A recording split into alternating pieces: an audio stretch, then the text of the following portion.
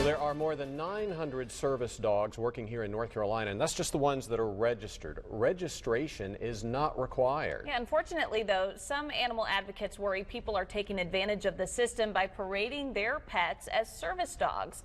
Fox 8's Carter Coyle is digging into this story tonight. Well, when a service dog team walks into a business, staff can legally only ask two things. Is the dog a service animal, and what has the dog been trained to do? They cannot ask about the person's disability or require any sort of paperwork. The goal is to protect people with disabilities from getting really intrusive questions, but it can make it harder to identify people who are faking it. When the Moore family goes shopping at the Kernersville Target, at first you may not even realize Sugar is by their side. The peace of mind that it brings is phenomenal. Sugar is supposed to be practically invisible. She's a diabetic alert service dog.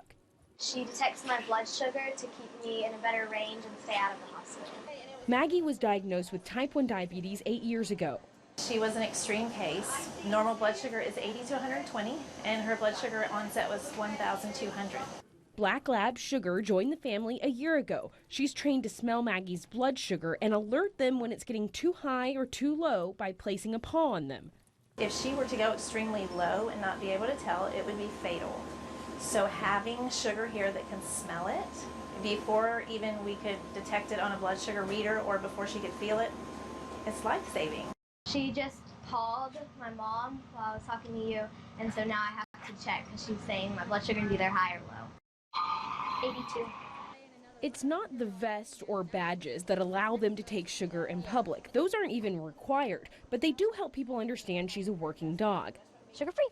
Assistance dog teams are protected by federal law in the Americans with Disabilities Act. The ADA defines service animals as dogs trained to perform specific tasks that help with a person's disability. When something's that broad, it can easily get misused, and I think that's sort of what's happening.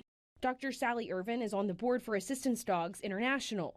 We see people passing off their dogs as service dogs when they're not. I believe we are. I think we see it in stores. I certainly think we see it in airplanes and in other forms of transportation. It doesn't take much searching to find official-looking service dog vests, certificates, registration cards, even military dog uniforms online. It's pretty horrific. Ordering those items may not be illegal, but using them to pass off your pet as a service animal is. In many ways, it's a bit of a ticking time bomb. In North Carolina, disguising a pet as a service animal is a misdemeanor and could mean a fine or even jail time. But some people, I think, do it out of convenience and because it's cute and it's fun to take their dog everywhere. But in reality, it puts our family and other families with service dogs kind of in a bad light. So what's the big deal, especially if your dog is really well behaved?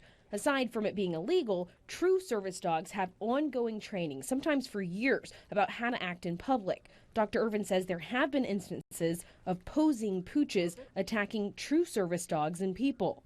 So what I also want to say to the people that are faking it, you want to fake having multiple sclerosis too, because it's the disability that allows you to have the dog. So maybe they better think about whether they have a disability. Therapy animals, such as those visiting hospital patients, are not an exception. As much as I believe they do an incredible job providing emotional support, that does not make it a service dog. A more confusing category is emotional support animals. They are not part of the ADA, but they are mentioned in the Air Carriers Act. It allows emotional support animals on airplanes if the person has proof on a mental health professional's letterhead that they need that pet. That's where you see even more potential harm to legitimate service dogs, is being on a plane with that pig, that turkey, that chicken. I even heard a snake was brought on board one time. That act really needs to be looked at and examined. As for Sugar, remember his alert earlier? Maggie rechecked her blood sugar and it had dropped below the safe range in less than 20 minutes. Good girl. The Moores say that's a problem only a real service dog like Sugar can sniff out. It's very real because she's always with me and she takes care of me. And registering a service dog is voluntary in North Carolina, but you can do so with the Department of Health and Human Services. And despite all that pink, Sugar is a male dog. Right. Yeah, I love the name. Oh, And it's amazing.